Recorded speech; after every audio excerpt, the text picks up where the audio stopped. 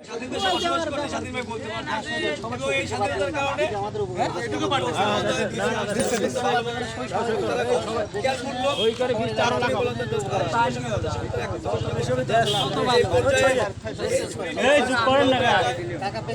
আমাদের প্রতিষ্ঠানমূলক আজকে অনুষ্ঠানে কিছু বলার জন্য আহ্বান করছি। যুবদল সাথী উপদেশ শাখার সাবেক সদস্য আবু সাইদ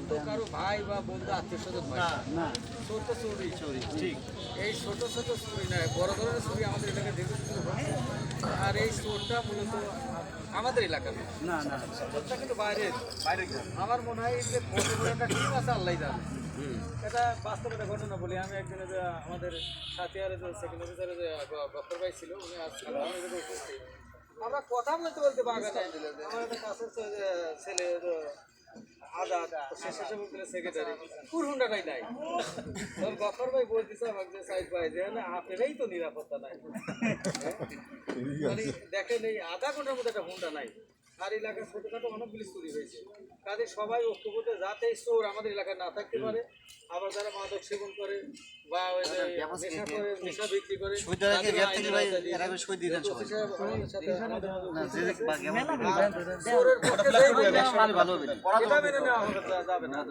আর এলাকায় যাতে বাইরের একটা লোক ঢুকলেও তার পরিচয় জানার দরকার যে সে করতে গেছে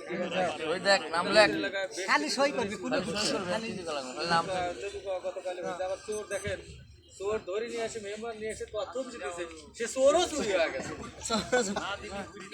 এটাই তো মনে হয়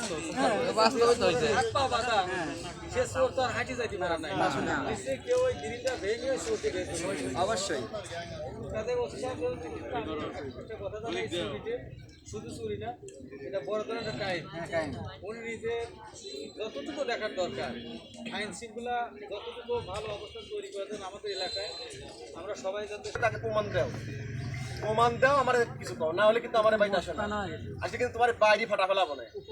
আবার কিছু তার আত্মীয় স্বজন ছিল আমি লিখ ওই পার্সেন ফোন দিতেই পারে চেয়ারম্যানে যে আমার আত্মীয় যদি কিছু হয় তাহলে কিন্তু আপনি ঠিক পাইবেন না ঠিক এই ভয় আমার গ্রামের কেউ কিছু বলতে পারবে না। সেই স্বৈরাচারী সরকার কিন্তু আর নাই না সেই স্বৈরাচার লোকও নাই এখন আপনাদের যার যার ফ্যামিলির ক্ষমতায় এই দেশে যেন চোর থাকতে না পারে চোর কারো আত্মীয় না চোর কারো ভাই না চোর কারোর সাথে রাজনীতি করতেও পারে না আমার একটাই চাওয়া আমরা একা করলে দোষ হয় গ্রামের সবাই মিলে এই দেশ থেকে বিতাড়িত করবো সবাই আমাদের সঙ্গে ঐক্যবদ্ধ থাকবে এই লোকগুলো একত্র হয়েছে আমি মনে করি সাথিয়া থানার অফিসের ইনচার্জ সাইদুর রহমান এবং অতি তদন্ত পছন্দ বোধ করি। এই খেতুপাড়া আমার একটা গণধর্ষণ মামলা ছিল আপনাদের অনেক সহযোগিতায় আমি কিন্তু সেই মামলাটা খুব সুন্দরভাবে তদন্ত শেষ করতে পেরেছি। যাই হোক সে মামলাটা আমাকে যে বাবু মেম্বারও খুব হেল্প করছে তারপরে বেলাল ভাইও খুব হেল্প করছে। মামলাটা নিয়ে আমি অনেক বিপদে ছিলাম মানে ধর্ষণ মামলা এমনি সেন্সিটিভ তার ভিতরে আবার গণধর্ষণ হ্যাঁ মানে আমার উপর খুব চাপ ছিল ফাঁসি হয়ে যাবে হ্যাঁ মিনিমাম যাবজ্জীবন হবে ও যদি আপোষ না করবে হ্যাঁ ডিএনএও পজিটিভ পাইছিলাম। আমার এসপি স্যার আমাকে ধন্যবাদ দিয়েছিল যে না মামলাটা নিয়ে তুমি অনেক কাজ করেছো আপনাদের চোখে পড়ে আস্তে ওকে কট করে ফেলাবেন আমাদের একটু মেসেজ দেবেন আমরা এসে নিয়ে যাব ওকে আমরা আইনের আওতায় আনবো। আর এখন যে চুরির যে একটা প্রবণতা ইতিপূর্বে আমি দেখেছি একটা গরু চুরির একটা গ্যাং ছিল একটা পরিবারই ছিল ওই পরিবারটা বাইরে থেকে আসছিল সংঘবদ্ধ চোর কিন্তু এদের সাথে আরো কিছু চোর জড়িত আছে হ্যাঁ পুরুষটাকে আমরা একটু হার্ড লাইনের জিজ্ঞাসাবাদের মাধ্যমে আমরা অনেক কিছু পাইতাম কিন্তু পাবো ও কোথায় যাবে বাংলাদেশ একটু ছোট জায়গা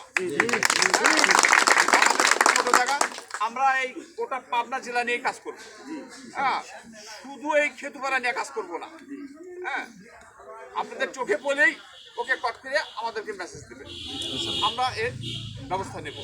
আর যে দুজন মহিলা আপনারা ধরেছেন আপনারাই ভালো জানেন এদের সম্পর্কে কি আইডিয়া আছে, আর মালামাল যেহেতু পেয়েছেন আমরা এর আইনগত ব্যবস্থা নেওয়ার জন্য আপনাদের কাছে কথা দিচ্ছি। এই বলে আমি আমার সংক্ষিপ্ত বক্তব্য শেষ করছি। আসসালামু আলাইকুম। সম্মানিত সদস্যবৃন্দ, ওয়ালাইকুম আসসালাম। আসলে এই দেখা যাচ্ছে কিছুদিন ধরে যে শীত পড়ার পর থেকে চুরের মাত্রা আমাদের চুরির মাত্রা দেখছি বেড়ে যাচ্ছে দিনে দিনে। আমরা চেষ্টা করতেছি সেগুলো নিয়ন্ত্রণ করার জন্য। বিভিন্ন জায়গায় আমরা কোন বাইত পড়া করতেছি, এখানে করা হয় না। সেদিন আপনার সাথে কথা হয়েছে যে আমরা এদিকে একটা মিটিং করবো।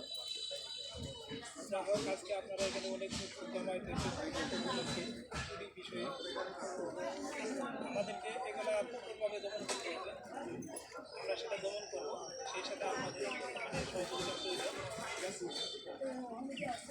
আপনারা যেটা বলছিলেন সেটা একজন নাম পরিষদ হেফাজত মেম্বার ছিল, 4টা পর্যন্ত তারা বলতে চাইছে 4টা, আর হয়তো আর কিছুক্ষণ সময় গেলে তো মানে দিন হয়ে যায়, সকাল হয়ে যাবে।